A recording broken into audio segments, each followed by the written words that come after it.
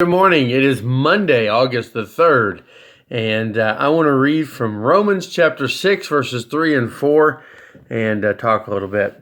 Romans 6, 3 and 4 says this, "Or do you not know that all of us who have been baptized into Christ Jesus have been baptized into his death? Therefore, we have been buried with him through baptism into death, so that as Christ was raised from the dead through the glory of the Father, so we too might walk in newness of life." It got me thinking this morning about the story of Hiroo Onoda.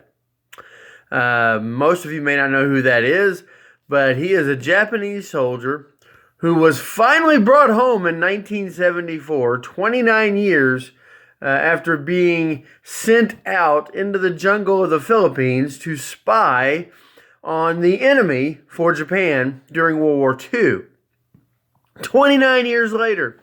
See, he had refused to believe the war was over. There's no way that his people would have surrendered to the Allied forces. There's no way it would have happened. And so long after this peace treaty had been signed, he's out there in the Philippines, in this remote island, living this isolated existence, refusing to surrender because there's just no way that this could happen.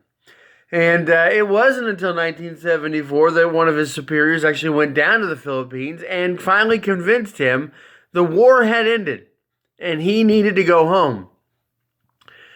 I think we as Christians make the same mistake. I think when we come up out of the baptistry, we just automatically assume, because of our nature, that we're going to sin, we're going to screw up, and it's just going to happen. Well, is it going to happen? Yeah, but it's not because somehow we've not won the battle. Somehow Christ has not been victorious. That's not what it is. And so I think sometimes we make that similar mistake that Onoda did, that we're still in the middle of a battle. The war is still on. The problem with that thinking is Christ was victorious on the cross.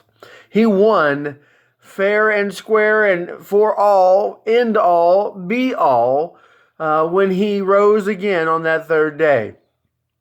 And yet, even though we're dead to sin and alive through Christ, as we know, through this verse and also later in verse 11, I think we often live as though sin has some power still over us.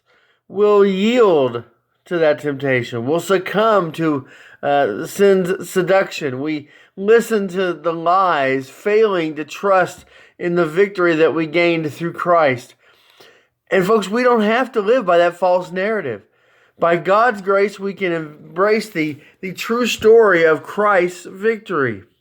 Yes, we're still going to wrestle with sin, but true liberation, true victory comes when we recognize that Christ has already won this battle.